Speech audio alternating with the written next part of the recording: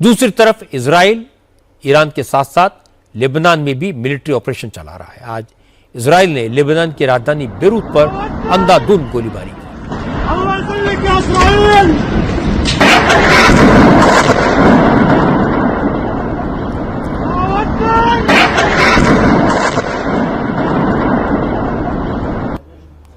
Beirut के बस्ता और जोकक अल ब्लात इलाकों पर बम बरसाए गए, जिसमें इमारतें तबाह हो गई।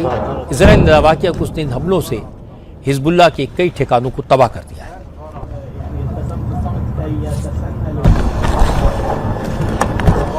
इजराइल ने यह भी कहा कि उसकी फोर्सेज ने नॉर्थ लेबनान को साउथ लेबनान से जोड़ने वाले सारे ब्रिज उड़ा दिए हैं। लेबनान में हिजबुल्लाह के खिलाफ लेटेस्ट अभियान इजराइल ने 2 मार्च को शुरू किया था, जिसमें अब तक 1000 लोग मारे गए और 2000 से ज्यादा लोग जख्मी हुए।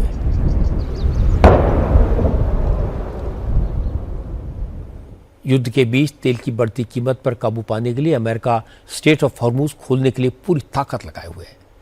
कल देर रात अमेरिका के फाइटर जेट्स ने स्ट्रेट ऑफ हॉर्मुज के पास ईरान के कोस्टल इलाकों पर भयंकर बमबारी की।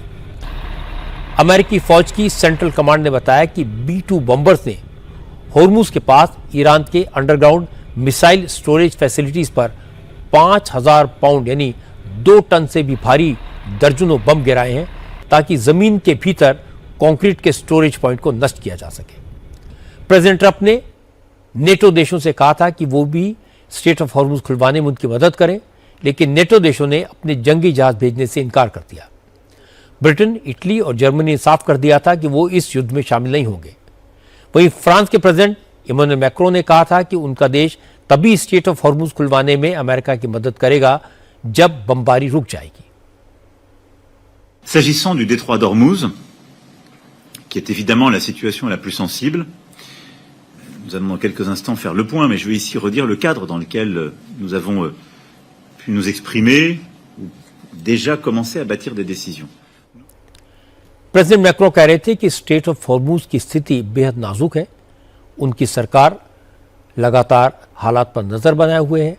फ्रांस युद्ध में हिस्सा नहीं ले रहा। ऐसे में फ्रांस के लिए अपने वॉरशिप्स को हॉर्मुज भेज पाना संभव नहीं है।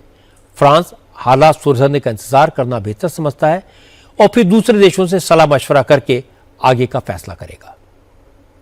स्ट्रेट ऑफ हॉर्मुज को लेकर अमेरिका के रिक्वेस्ट खारिज करने पर प्रेसिडेंट ट्रंप यूरोपीय देशों से बेहद नाराज हैं। ट्रंप ने कहा कि EU के देश एहसान फरामोश हैं। उन्होंने यूक्रेन में अमेरिका की मदद को भुला दिया। ट्रंप ने कहा वो तो हमेशा ही मानते रहे हैं कि जरूरत पड़ने पर नेटो किसी के काम नहीं आएगा।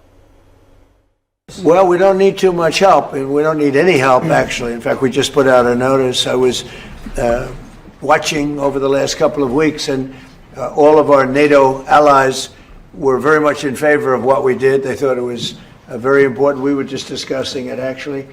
Very important that we take out the nuclear threat from Iran, and we've done that very strongly, very powerfully. We've wiped out their navy, wiped out their military in every aspect.